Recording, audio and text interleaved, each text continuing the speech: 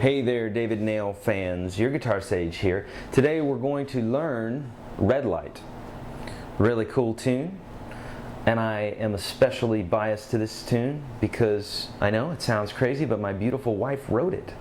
Yay! So, and I get to teach it today because it's skyrocketing up the charts, so we're very excited about that. And I end up playing this tune a lot with her out when we do live shows. But then the way David did it, it's a little bit different. It's slightly different. So that's the version that I'm going to be teaching today. For those of you that have seen my videos before, typically we'll run right through the song, and then for those of you that need more instructions, stick around. We'll try to get our whole 10 or 11 minutes in here. Okay, so without further ado, put your capo at the 2nd fret. And it's going to go something like this. Now, I won't play the entire tune through, but I'll play each section of the song through. I'm looking at my chart here on the screen, and we have an intro, a verse, a chorus, a turnaround, and a bridge. So 4 or 5 different parts in here, and we'll go over each one of them. So intro is going to go something like this.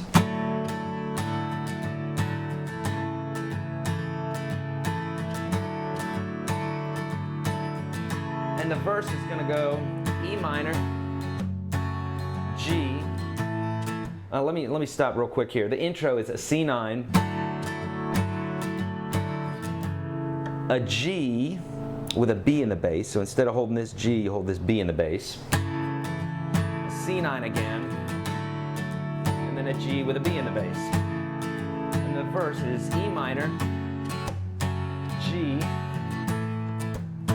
E minor, G, E minor, G, 2 measures of C9, and then repeat that, E minor, G, E minor, G, E minor, G, and this has a little bit of a different ending, C, E minor 7 with a B in the bass, and then an A minor for a measure. Okay. Now, chorus is going to go. Chorus is 3 measures of split bars. What we mean by a split bar is when 2 chords share a measure. Okay, so instead of counting it for 4, we're going to count each chord for 2. And the way this chorus is set up, the first 3 measures have split bars, and then there's a whole measure of a chord, and then next 3 bars are split, whole measure.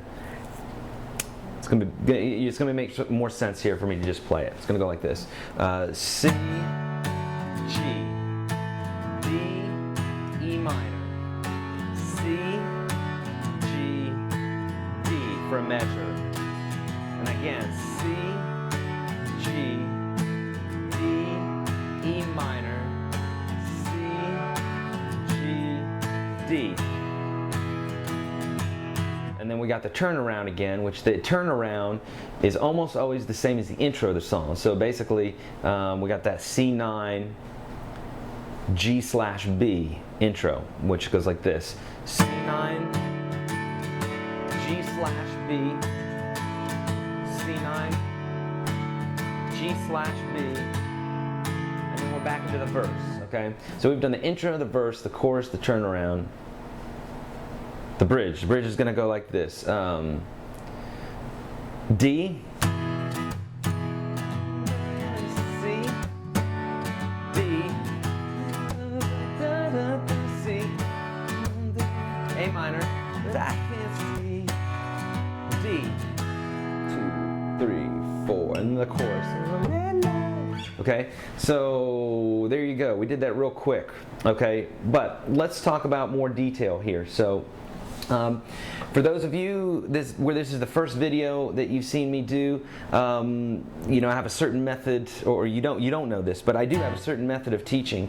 And for those of you who haven't purchased the ebook yet, there's a great ebook at YourGuitarSage.com. So check that out after the video or now. And that ebook encompasses a lot of the techniques that we're using here in our studies. So teaches you about the number system, the national number system, chords, just all sorts of really good stuff. Check out the site. Let's stick to the song here, okay? Okay. Let's talk about a couple chords that we may or may not, well, we kind of glazed over. The C9 chord is basically looks like your G chord, but you scooch up the first and second finger up to the C position here where you normally would hold your C chord. You bring your thumb around to mute that low E string, and you get a C9 chord. Use it a lot, so get used to that guy. Then this G/B, there's a G chord, right? But if you just keep your first finger here on the B, mute this note by fat fingering, stick your first finger up to mute that guy, and you have a G/B. We use that one a lot too. Another chord that you could use in place of that is called an E minor 7/B, and it looks like this. This is an E minor, this is an E minor 7, and so if you bring your thumb around to mute the E, then you got a B in the bass.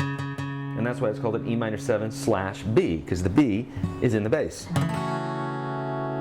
Get it? Good.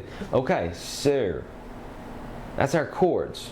Oh, by the way, when you get the ebook, back to that, sorry. When you get the ebook, you also are given privy to these charts that I do for my students all day long. So I have students that come and they say, hey, I want to learn red light. And I say, okay.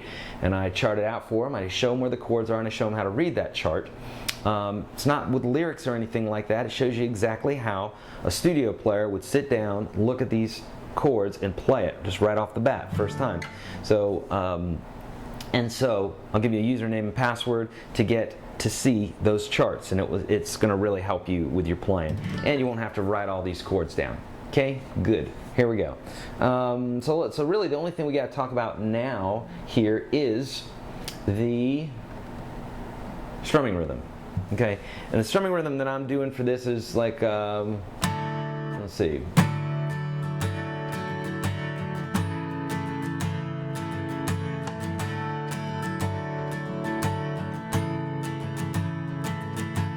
Okay, so let me slow that down a bit.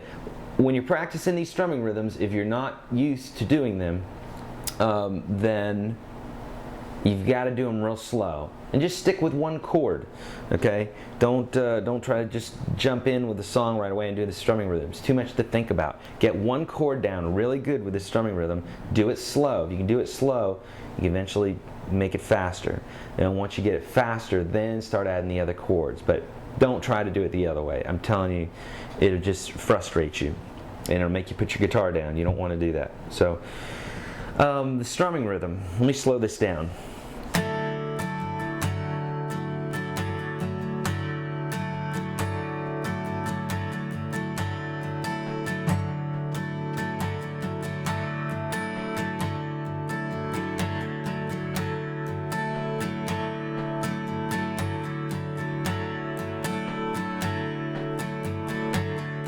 Or some variation thereof. It doesn't have to be that exact thing. Now notice when I'm playing this strumming rhythm, my hand, whether it's hitting the strings or not, is always going. It's like a metronome. Okay, but I may not be hitting the strings.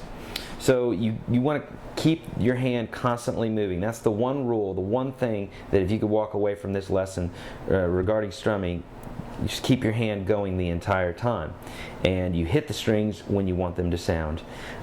This particular strumming rhythm in this song is a little bit more complex than a lot of the other strumming rhythms that I've covered. The ebook covers a whole battery of strumming rhythms and teaches you how to do it. I also have a video out there, so check that out if you get stumped on this strumming rhythm. Okay guys, that's it. If you haven't already, hit subscribe so that you can get these fresh video tutorials in your email every day. Yeah. As always, keep practicing.